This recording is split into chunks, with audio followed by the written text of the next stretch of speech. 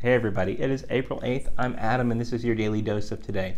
Today I want to speak about competition, and I will probably spend a few days this week speaking about competition because it's so important. It is probably the reason you are pursuing your goals in one form or another. We'll talk about that this week. But also it could be the very reason that you're not hitting your goals. And I've seen this too many times. And so this week I'm going to share some of my own experiences from my failures and experiences that I've had helping and coaching others through their challenges with competition, because it's very real. But today I want to speak about the spirit of competition and how it can influence you in a positive or negative way, how you allow it to influence you in a positive or negative way.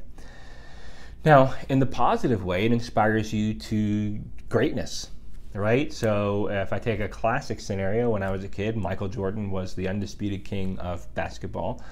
And every kid, when he's out there playing one-on-one, and I was a Pistons fan, so, the Bulls really wrecked the good thing we had going on there, but everybody wanted to be like Jordan. They bought his shoes, they bought his jackets, they bought his clothing, and every time you're playing one-on-one, you're probably either Jordan or Bird, right? In that scenario. You want to be like these people.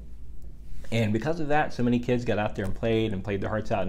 And probably you ask, all the people out on the basketball court today who was a great influence and who they wanted to be like, and Jordan, for at least people my age, right? Where was the big one. And these are great. And of course, not only in sports, but in business or CEOs, you might want to be, if you want to be a famous poet, maybe Maya Angelou, or Dylan Thomas, or people that you aspire to emulate, W.B. Yeats, and some of you aspire to emulate, singers, and you name it, right? And those are great. You see what success looks like, you see they're getting after it, and you want to emulate that. But competition has such a negative side, and I see this very common when those people aren't untouchable, when they're not celebrities, and maybe they're enjoying a modicum of success.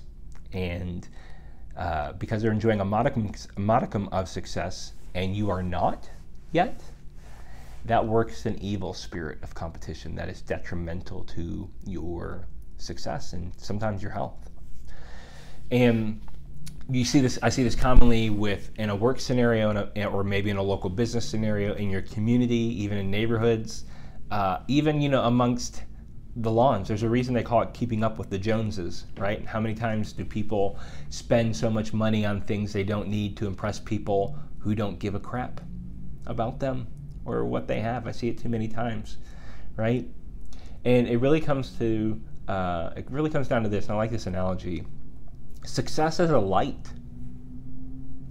And you see these great lights out there, and you want to become a great light, and that's awesome. But then guess what? There's other lights in your community, and maybe their lights are greater. Now do you want, there's one or two things that can happen, right?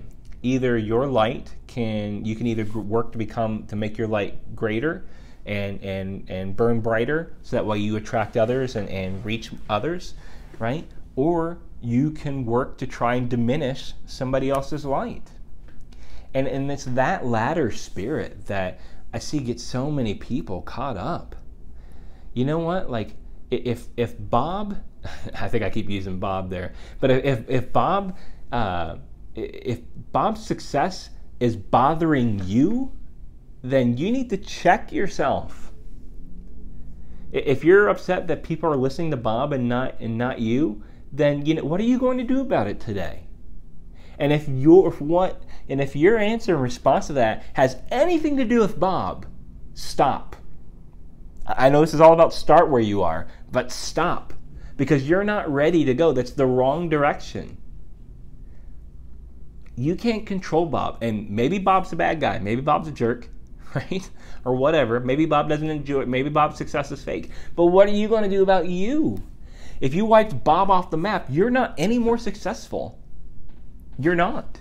You might have the attention of those other people because Bob aren't there, but you're not any more successful than what you are right now.